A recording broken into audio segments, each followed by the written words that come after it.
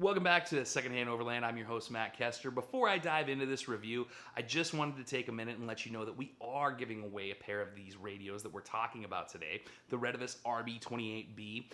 If you go follow the link in the description below to our website, www.secondhandoverland.net, fill out the entry form. We'll be doing a live drawing a little bit later.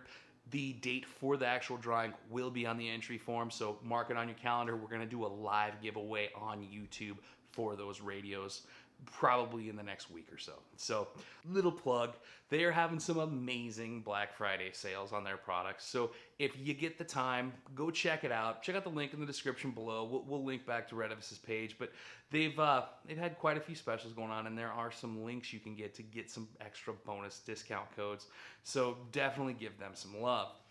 Without any further ado, here's the review you're looking for. Hope you have a great day. 13. Whew! All right, let's make this quick. Welcome back to Secondhand Overland. I'm your host, Matt Kester. I am in a big-ass hurry today to try to get this video filmed and out to you same day and get the car packed so Nicole and I can take off on our Thanksgiving weekend adventure.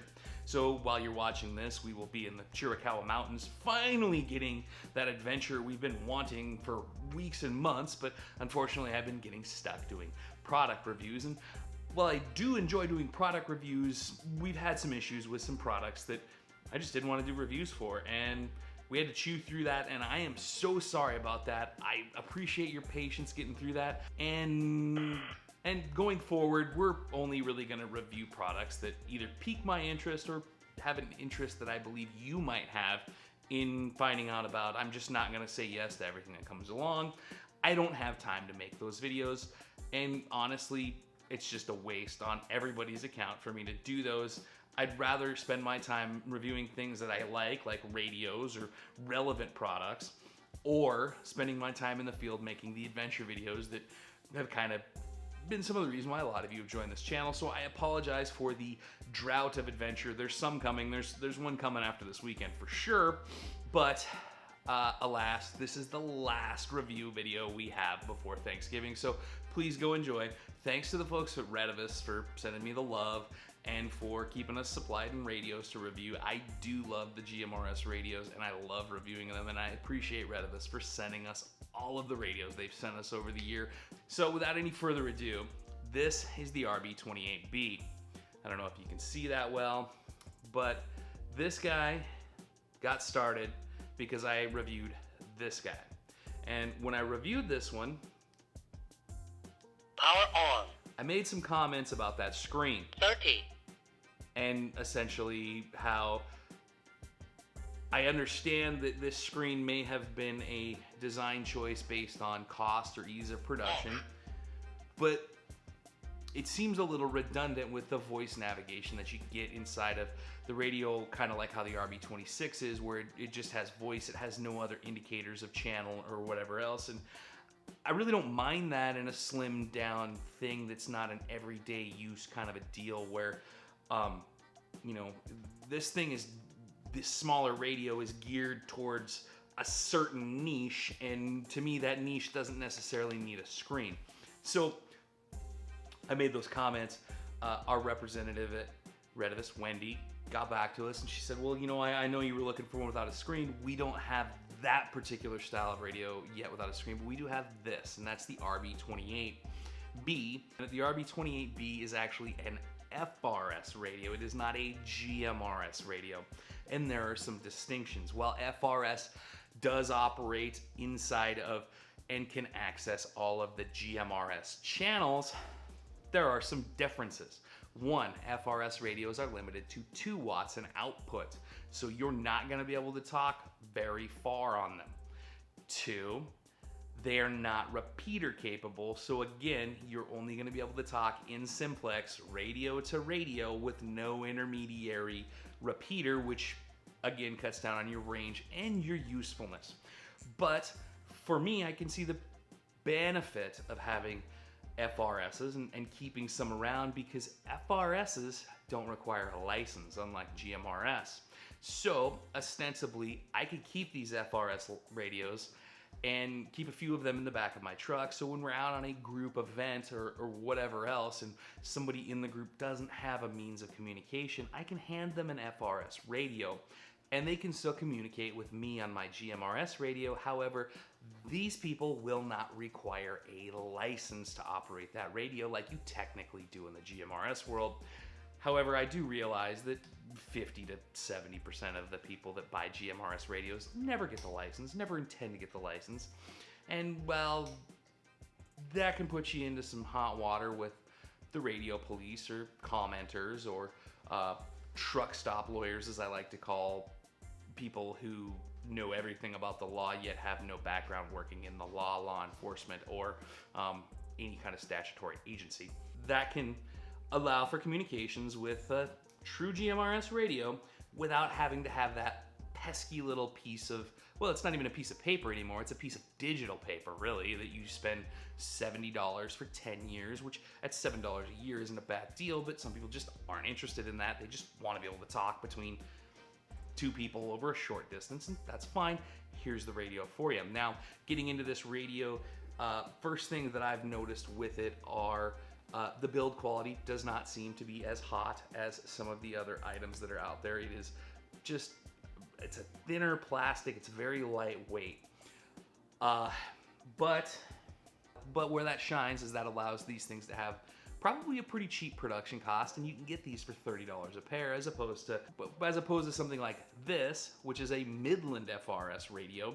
And this is the talk about, and it does have a couple of features that the Retevis doesn't have, like NOAA weather radio, and the ability to change and add tones on the receiver itself. We'll get to that one in a minute. This does have some shortcomings, and one of those is the battery pack. This has an NIMH battery that is rated at 700 milliamp hours, meaning they don't have a lot of standby time compared to other radios that we use. The Retevis steps that up, and for essentially $15 a handset, you get a 1500 milliamp hour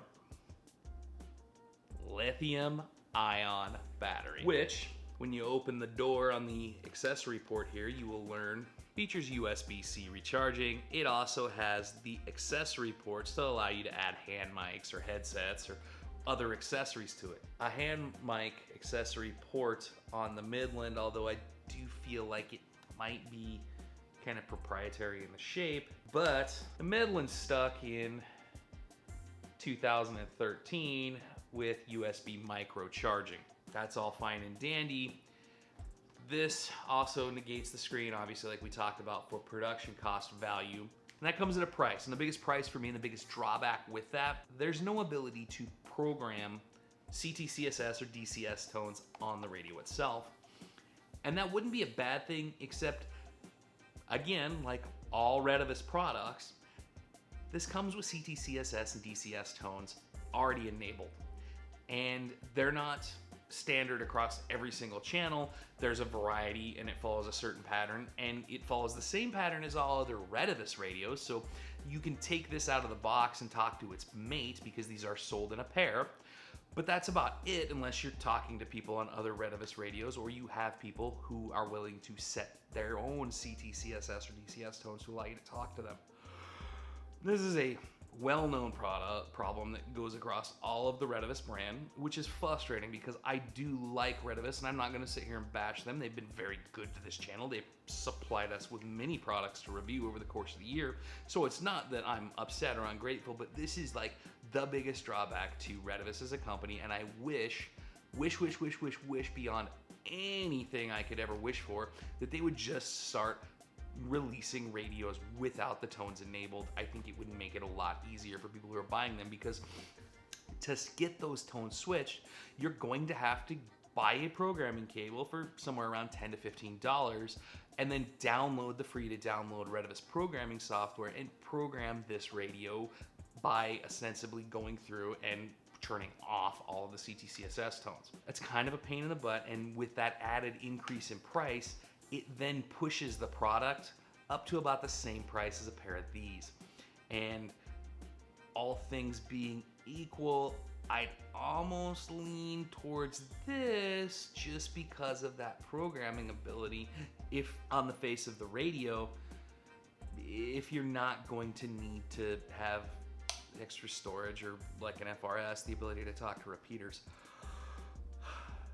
Now, that might be my taste, your taste might be different, and I could see this for someone who just wanted a radio to hand to somebody with no experience, no license, no nothing, and be able to communicate to them and say, keep it on X channel.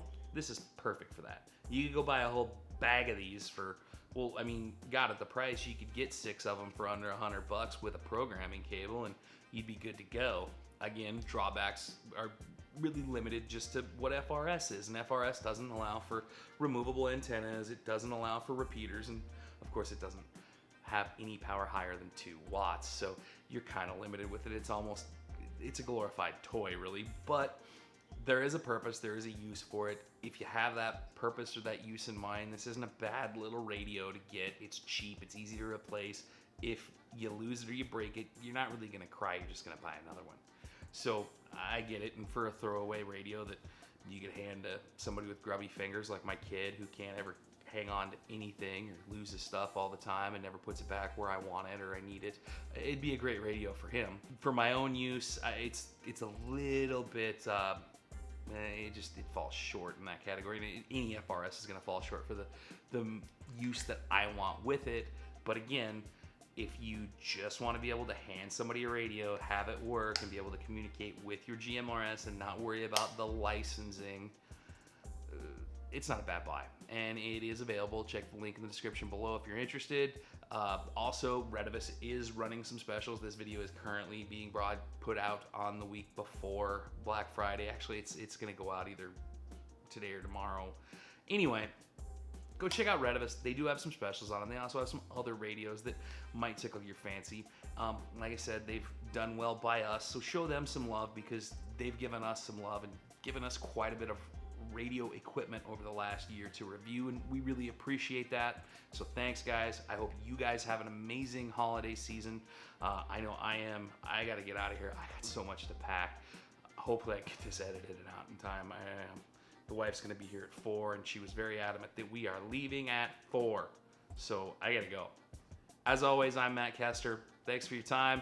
Thanks for watching. Until next time, be good.